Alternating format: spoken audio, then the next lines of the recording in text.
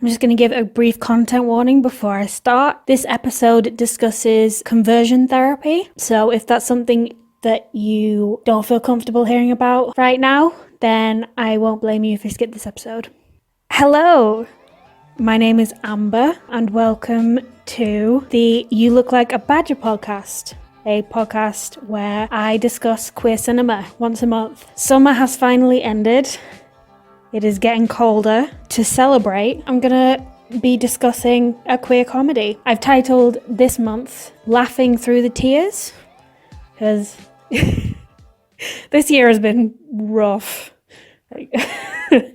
But yeah, comedy. Very excited. This month's film is the 1999 cult classic, But I'm a Cheerleader. I'm not perverted. I get good grades. I go to church. I'm a cheerleader. I'm not like all of you. Everyone reads Cosmo. Everyone looks at other girls all the time. But you only assume that they're thinking what you're thinking when they look. But they're not. But I'm a Cheerleader is a 90s cult classic directed by Jamie Babbitt and starring Natasha Lyonne and Clea Duvall. The film follows Megan as she is accused of being a homosexual by her friends and family. She is then shipped off to True Directions, a rehab for queer people where they can learn to assimilate into the straight lifestyle. Leaning into its more absurd and comedic elements, the film is able to take a heavy topic like conversion therapy and mock its legitimacy as a medical practice. Along with this, Babbitt creates a world of yearning, desire and romance in a way that has been hard to replicate, exploring the nuances of femme-lesbian identity. Now, this is a film that has only pretty recently gained a following. For a long time, it was considered a bad film, especially when it was released in the 90s. The mainstream reaction was mostly negative, but it has had a reappraisal and a reassessment by queer film critics who see it as a very good film, a decent comedy that is able to laugh at some traumatic pain that the LGBT community faces. Is very camp and absurd and is able to play with ideas of gender and sexuality in a very interesting way. The film, when it was released, won an audience award, and I'm going to mispronounce this, so forgive me, Grain de Cinephage Award. I apologise profusely. At the 2000 Createl International Women's Film Festival. It was also nominated for the PFS Award at the Political Film Society of America. On Rotten Tomatoes, it has a 42% critic score and a 76% audience score. On Letterboxd, it has a 4. Generally better received by modern audiences who seem to understand what it's going for in a way that people of the 90s really didn't seem to. So here are some reviews I found on Letterboxd. These are the most popular ones. Bree says, "Where's RuPaul's Oscar for the line, 'I myself was once a gay'?" I don't think anyone would really have known how impactful this RuPaul performance was, because in the film, RuPaul is unrecognizable and he's walking around wearing a straight is great t-shirt and just doing his best at playing a heterosexual. User Meg quotes the film saying, "I'm a vegetarian," and in brackets it says, "Everyone nods knowingly." Oh, to be a vegetarian in the 90s. God. User Aaliyah says, when they're talking about their homosexual roots and one of the girls says, "I was born in France." Yeah. The general consensus is a very funny film. It's very aware of the gay community and the in-jokes that can be made that aren't deeply offensive. This is in contrast to mainstream representations of queer people in comedy, where the queer people are the joke and the fact that they're gay is what's meant to be funny and not the actual stuff that's happening to them, not jokes that they're making. It's the fact that they aren't straight and therefore that's something to be laughed at. So maybe straight audiences just weren't ready for something like that. It's a pretty dark film, if I'm being honest. It doesn't present itself as that dark, but it is. This is the spoiler warning, because from here on out I'm going to discuss the film in detail, and spoil it. If you don't like that, if you would prefer to just not know anything about the film, because it's on your watch list and you haven't gotten around to watching it yet, what I'd recommend is pausing this, going to watch the film, and then coming back and listening to me. Do come back. That is important, because I have very important things to say, and if you don't come back, then you won't hear them, all right? I think it might be a great idea for Megan to be reminded of your root, Graham. My mother got married in pants.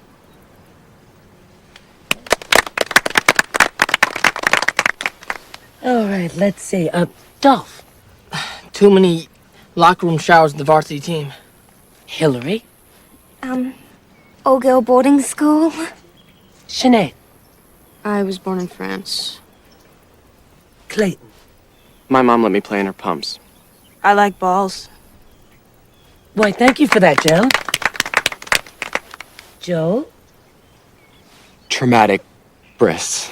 Unfortunately, where we have to start is we have to discuss conversion therapy, which is what this film is about. It's a really depressing subject, but I'm a Cheerleader isn't a very depressing film. So I'm honestly just very impressed that it manages to exist at all. Like, someone was like, yes, this is what about a funny film about a conversion camp? I need to discuss what conversion therapy represents and how it functions in the film. So first, I'll give a definition and some background. All of this is from the Stonewall website. It's queer positive. Because I stumbled upon some interviews with people who were very for conversion therapy, and it was very depressing to listen to. Here are the facts. Conversion therapy, or cure therapy, or reparative therapy, refers to any form of treatment or psychotherapy which aims to change a person's sexual orientation or to suppress a person's gender identity. It is based on an assumption that being lesbian, gay, bi, or trans is a mental illness that can be cured. I'll just say now, I'm not going to go into detail about the methods used. It does show some of them in the film. So if you've seen the film, apparently a lot of those are quite accurate. There are other films that will show stuff in detail. I'm thinking like Boy Erased. That one is quite graphic. But I'm not going to talk about them here, mainly because it's depressing and it's also not necessary, I don't think. Just know, conversion therapy is bad. I have very few objective opinions. This is one of them. Conversion therapy is bad. Okay? LGBT in Britain Health Report found that 1 in 20 LGBT people, 5%, have been pressured to access services to question or change their sexual orientation when accessing healthcare services. This number rises to 9% of LGBT people aged 18 to 24, 9% of Black, Asian, and minority ethnic LGBT people, and 8% of LGBT disabled people. 1 in 5 trans people, 20%, have been pressured to access services to suppress their gender identity when accessing healthcare services. Conversion therapy essentially exists to rationalize people's disgust towards queerness. If you have a scientific basis for your hatred, then you can go to sleep at night thinking, yes, I've done a good thing by sending my child to a place where they can be told that the way that they are is wrong. I think it's also just very strange, the hesitancy, particularly in my country, to get rid of it completely, as if there is any actual evidence that it works, that it's healthy, that it's something that needs to happen, that being gay and or trans is something that makes someone a bad or unhealthy person. The fact that it still exists is infuriating, and that's not even touching on the religious aspect of it. The fact that it's called therapy at all, when a lot of the time it is just religious beliefs used to torture children. That's me on my high horse, very, very angry. But that's kind of the setup for the film, right? So we have this place that is acting as a rehab for queerness. And what we infer is that straightness is the cure. It is the healthy way to be.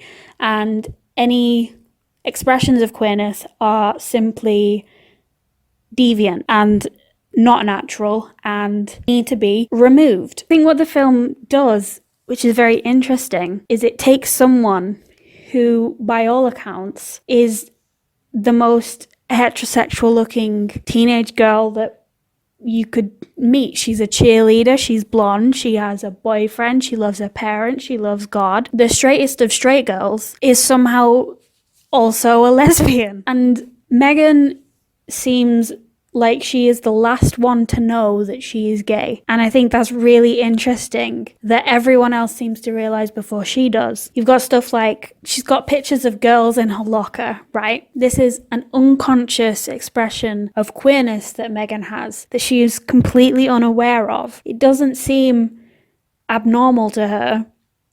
Therefore, it doesn't seem queer to her. She is unaware of her own queerness because in every other aspect of her life, she is straight. You know, she does the straight thing. There is no abnormality there. There is no queer there. So why would she even think that she was a lesbian? She's a cheerleader, you know? But her family and friends notice. They notice that she is not conforming in all the ways that she could be. So they do a little intervention. It's where they go around and they're like, we love you and we want you to change, and they point out all the ways that she's been expressing her queerness. She's a vegetarian. She has pictures of women around her room and in her locker. She doesn't like kissing her boyfriend. She looks at other girls whilst she's cheerleading. They want her to go to rehab and they want her to take the 5 steps to change to be straight. And all of this is like, it's a mirror of the way that we treat addicts, which I will point out, we also don't treat addicts with humanity. They are also seen as an abnormality. I didn't mean to rhyme there, but it's true. I'm not trying to justify addiction and the things that it does to people, but what I'm saying is there is a harshness with which we teach people who have substance abuse problems that is being applied in a more playful way towards queerness, where addicts need help and love to heal and be healthier people. Here that is subverted in a really sinister way, where if you take all these steps you will be a healthier person and that healthier person will be straight. The very idea of a rehab for queer people is what's being mocked here. What the conversion therapy has to come up against are the different external factors that are all telling Megan that conversion therapy doesn't work.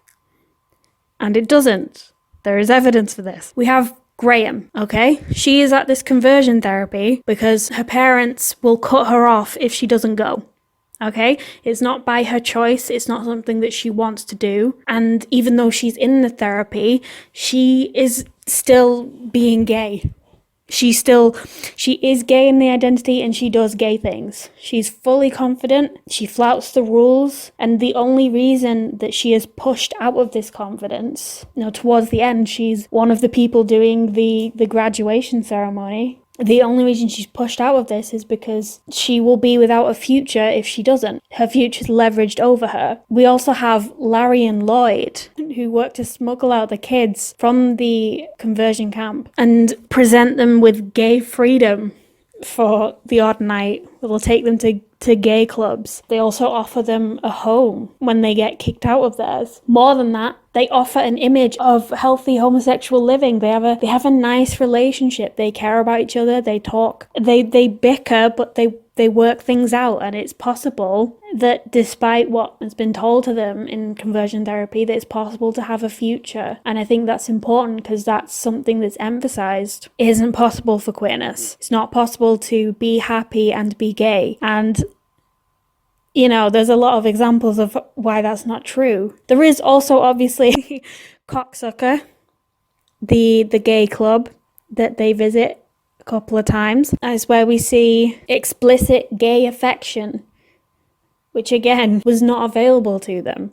There's an American flag where the stripes are the colour of the rainbow. Julie Delpy is there. She just turns up. It's great. Julie Delpy is there as like a possible future version of Megan.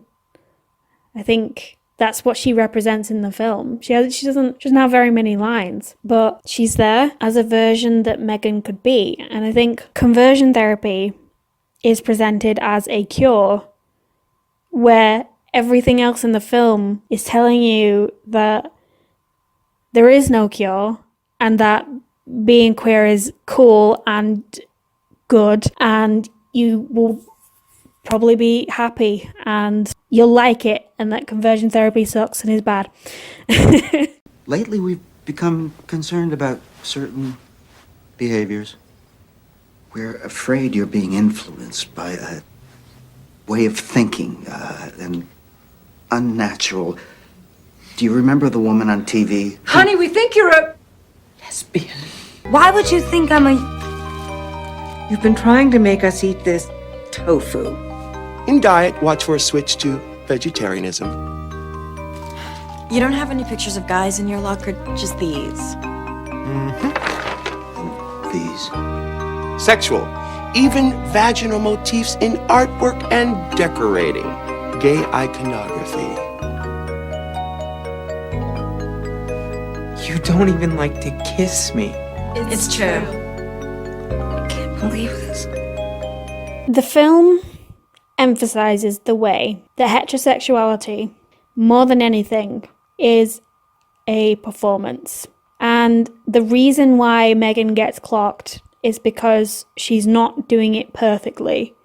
She's doing it pretty well, but not perfectly. As are all of the teenagers in the camp. Well, some of them are not trying very hard to hide how queer they are, and I love them for that. What straightness demands of us is that it is upheld constantly and that it is compulsory. So Megan must kiss her boyfriend even though she hates it. She literally says that she hates it because it's the performance of affection that's expected of her in her role as a femme woman. And this is in contrast to her desire for women, which she must do in secret. She must concede to heterosexuality rather than resist it. And even she seems slightly unaware of why she is conforming. Because she doesn't know that she's gay, but she knows that she must have her boyfriend and not confess her sexual feelings towards women.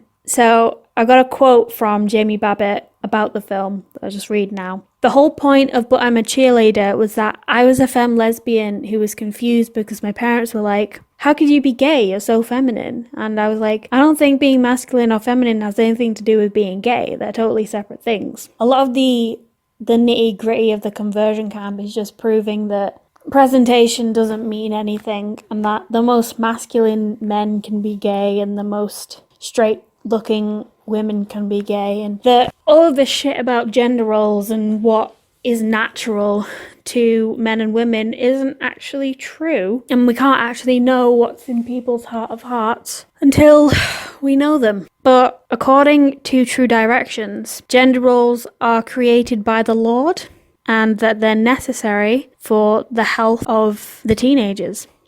So what we get are these stark colours of pink and blue. Very gendered. I mean, they make the film look gorgeous. It is a beautiful looking film. But if this film was made today, it would almost seem too obvious to have them dressed in blue and pink. You know, a lot of the point is that the conversion therapy is stupid and it's artificial. And that the fact that they're being made to wear pink and blue is ridiculous because that has no...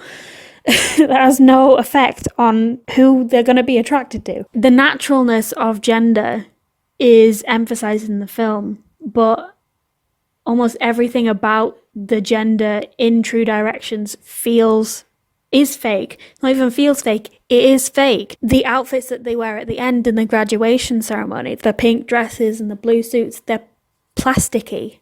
They're like latex. I mean, if that's not the most obvious sign that that this is produced and not simply the way things are, then I don't know what is. There are literally plastic flowers in the ground because what is natural, if it were to be here, wouldn't make sense because these teenagers' natural state is to be gay. They have their tasks. divided up. So the women, they hoover, they put on wedding dresses, they wear makeup, they wax, they change the baby's nappies, and the men, they fix cars and they chop wood and they grab at their crotches and they join the army and die young. So it's very deliberately evoking these 1950s gender roles and making fun of them. In turn, it makes fun of what people would refer to as the good old days. It emphasizes that these good old days, they didn't exist. It was never good. There was no such thing as a greeting card family. Like the idea that a greeting card family could actually exist is absurd. That's what the joke is. They are literally a greeting card.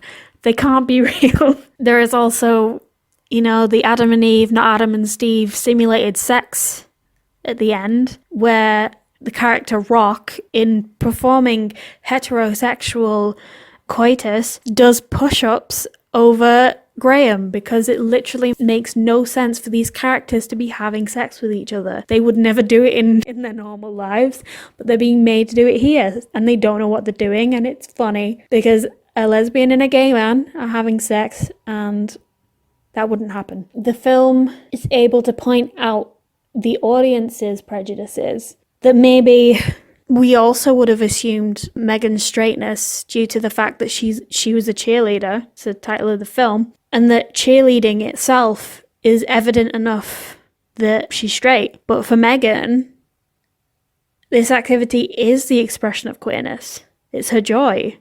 She's in love with it, and it's what she uses at the end to convince Graham to run away with her. I found this quote from an article on Mubi. It says, cheerleading is, or is supposed to be, an anchor to Megan's femininity, and therefore, in the eyes of her reactionary peers, surmises her heterosexuality. Fragile as this beard may be, it is the film's greatest satire. Megan's muddled sense of self-awareness, and more pressingly, her own adoption of homophobic justifications. I can't go back. I thought you could teach me how to be a lesbian. What they wear, where they live, Megan, we can't help you with that. There's not just one way to be a lesbian. You just have to continue to be who you are. Let's talk about romance, because this is a romantic film. People forget. It is. I've never seen a character that yearns as much as Megan. That's untrue. Gay yearning is a staple of queer fiction and queer cinema, so that's not true. But in like a campy satire, you'd think that sincere romantic affection would be absent. So the fact that it's not is really interesting. This joke has been made a lot, but the fact that you're putting a bunch of gay people in a camp together seems like the worst way to stop them from being gay. And, in fact, they just end up fucking each other, which is good for them. I hope they do. But yeah, there's this constant portrayal of desire and like looking, but not being able to touch. So Megan looks at her friends cheerleading. She looks at Graham. She has impure thoughts. And for the first time, Megan's able to have her feelings reciprocated. Graham touches Megan's arm. This yearning, this policing of the inner self is combated with aversion therapy. Again, a real thing that happens that I hate thinking about. In the film, it's interpreted in a very horny way. The character Sinead specifically likes pain and shocks herself whenever she thinks of Graham in a sexual way. It's a comedy. It's keeping it light. No one wants to think about electroshock therapy when they're trying to have a good time. But a lot of the humour in the film, especially in regards to aversion therapy, is the fact that the therapy is very ineffective. In fact, it's only making Sinead hornier. So, as Graham states, the trick to romance in a place like this, in a time like this, is not getting caught. And I think that is the crux of the yearn, of wanting something, not being able to articulate it and not being able to go after it because it's taboo or it's seen as perverse and deviant. So I've got another quote from Jamie Babbitt, and this is regarding the sex scene in the film. I think it's really interesting to hear her talk about it, and I'll get into it in a bit. Here's what she says. When the ratings board gave it an NC-17, I was so furious that I demanded to speak to the woman in charge. I asked her why. It's a G movie. I made a Clueless type movie for kids, and she said, look, one of the main reasons we gave you an NC-17 is because in the sex scene it's so dark that we can tell you made it dark because really terrible things are happening. And I said, that's not true at all. And she said, if you want to get an R rating, you need to lighten up the sex scene and show it to us so we can really make sure there is no nudity in the darkness. It's hilarious to watch homophobia act out in a film about homophobia, but I think that is also part of the deviancy seen as inherent to queerness, and I've talked about this in other episodes, but the implication of gay sex is worse than an explicit heterosexual sex scene. It's just annoying, isn't it? Like, to think that your sexuality is just seen as more perverse than someone else's, and they're able to do it in public, and you have to do it on the inside, and that's not fun. The film's greatest success is that it takes this yearning and it legitimizes it. It says that it's real, and also it gives us an ending that allows for fantasy fulfillment. You know, if you yearn after the hot lesbian will choose you. And, you know, that's all you need sometimes. That's all you need. Does the film look like a badger? I don't think so. The people who reviewed it at the time were wrong and probably straight and didn't see the humor in it and weren't able to connect with it for that reason. I think it's very funny, very charming. I think it's well performed. I think it looks great. I think the writing is solid. What I will say is that with like a satire, you have to be careful with the ways that you're leaning into stereotypes. And I do worry that, you know, some of the stereotypes about gay people may be taken too seriously. But it's down to the individual person. If I'm being honest, I'm not going to be offended by limp wrists and masculine women. I personally don't care. I think it's funny, but obviously a lot of people didn't. They seem to take this film incredibly seriously for some reason. It is interesting to me that the campness of it just wasn't recognized, because John Waters went through a reappraisal himself. He was seen like as a midnight movie kind of guy. He wasn't seen as like a legitimate director in like a high art sense, but he was still respected, whereas this film seemed to just be trashed. It's not fair. I think this film deserves respect. Recommendations. Are you looking for another film about conversion therapy? Well, I have a film for you. It's not as funny this time. It's The Miseducation of Cameron Post. It's based on a book by the same name. It follows Chloe Grace Moretz as Cameron, as she is sent to gay conversion camp. It's not a comedy.